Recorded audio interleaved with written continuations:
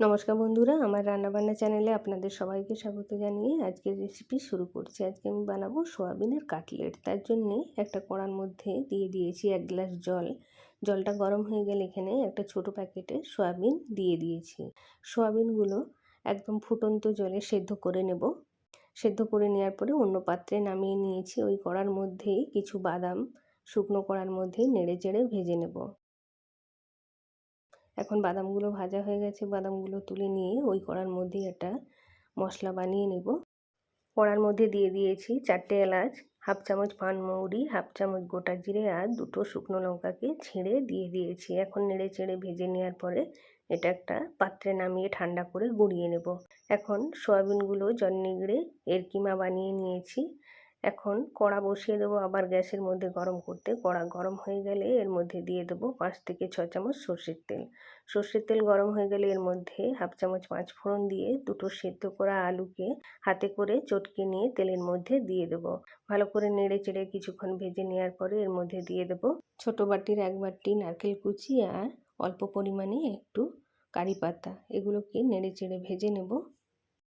কিছুক্ষণ নারকেল আর কারি পাতাটা আলুর সাথে নেড়ে চেড়ে ভেজে নেওয়ার পরে এর মধ্যে দিয়ে দেবো 4-5টে কাঁচা লঙ্কা কুচি, হাফ চামচ হলুদ গুঁড়ো, হাফ চামচ লঙ্কা গুঁড়ো আর হাফ চামচ ধনে গুঁড়ো আর পরিমাণ মতো নুন। ভালো করে নেড়ে চেড়ে মশলাটা কষিয়ে নেব।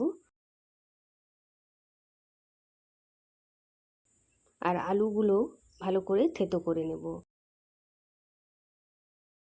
এখন এর মধ্যে দিয়ে দেব হাফ প্যাকেট ম্যাগি মশলা। এটাকেও ভালো করে নেড়ে চেড়ে মিশিয়ে নেব। এখন দিয়ে দেব কিমা করা সয়াবিন। ভালো করে নেড়ে চেড়ে এটাকে মিশিয়ে নেব।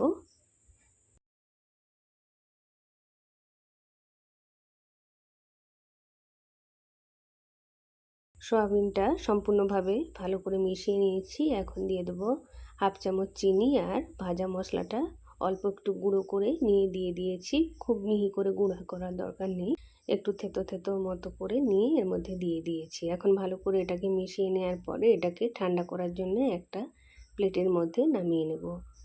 কিছুক্ষণ এটাকে ঠান্ডা হতে দেবো, তারপরে হাতে করে দেখে নেব ঠান্ডা হয়েছে কিনা। এখন সম্পূর্ণভাবে ঠান্ডা হয়ে যাওয়ার পরে বাদাম ভাজাটা চোপাটা ছাড়িয়ে নিয়ে এর মধ্যে দিয়ে দিয়েছি। এখন ভালো করে মিশিয়ে নেব আর হাতে করে মুঠো মুঠো করে ভেজিটেবিল চপের আকারে গড়ে নেব, বা আপনারা গোল গোল করেও বানিয়ে নিতে পারেন। এভাবেই সব কটা হাতে করে বানিয়ে নেব। এভাবেই সব কটা কাটলেট বানিয়ে নিয়েছি। এখন কাটলেটগুলো প্লেটের এক ধার করে নিয়ে প্লেটের ধারে নিয়ে নেব কিছু পরিমাণ ব্রেড ক্রাম্ব। এখন একটা বাটির মধ্যে নিয়ে নেব অল্প পরিমাণে ময়দা। ময়দার মধ্যে অল্প অল্প জল নিয়ে ময়দার একটা ঘোল বানিয়ে নেব।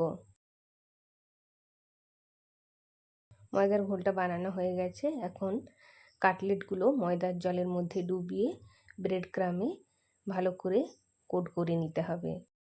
এখন একটা চামচ নিয়ে নেব আর কাটলেটগুলো ময়দার মধ্যে দিয়ে চামচের সাহায্যে তুলে নেব। হাতে করে কাটলেটগুলো ময়দার জল থেকে তুললে হাতে ময়দার জলটা লেগে যায় আর ব্রেড ক্রাম্বটা ভিজে গিয়ে নষ্ট হয়ে যায়, তাই চামচে করে নিলেই সবথেকে ভালো হবে। এভাবেই সবকটা কাটলেট ব্রেড ক্রাম্ব দিয়ে কোট করে নিয়েছি। এখন কড়া গরম করতে বসিয়ে দিয়েছি। কড়া গরম হয়ে গেলে এর মধ্যে দিয়ে দেব রিফাইন অয়েল। একটু ভাসা পরিমাণ রিফাইন অয়েল দিতে হবে। তেলটা গরম হয়ে গেলে গ্যাসের ফ্লেমটা একটু কমিয়ে দিয়ে কাটলেটগুলো ভাজতে দিয়ে দিতে হবে। খুব হাই ফ্লেমে কাটলেটগুলো ভাজার দরকার নেই, তাহলে কাটলেটগুলো পুড়ে যেতে পারে। এভাবেই নেড়ে চেড়ে লাল লাল করে কাটলেটগুলো ভেজে তুলে নেব। একইভাবে বাদবাকি কাটলেটগুলো ভেজে নেব। এই কাটলেটগুলো টমেটো সস আর কাসুন্দি সসের সাথে খেতে খুবই ভালো লাগে। আপনারা অবশ্যই বানিয়ে দেখবেন, গরম গরম এটা খেতে খুবই ভালো লাগে। রেসিপি ভালো লাগলে আমার চ্যানেলকে সাবস্ক্রাইব করতে ভুলবেন না।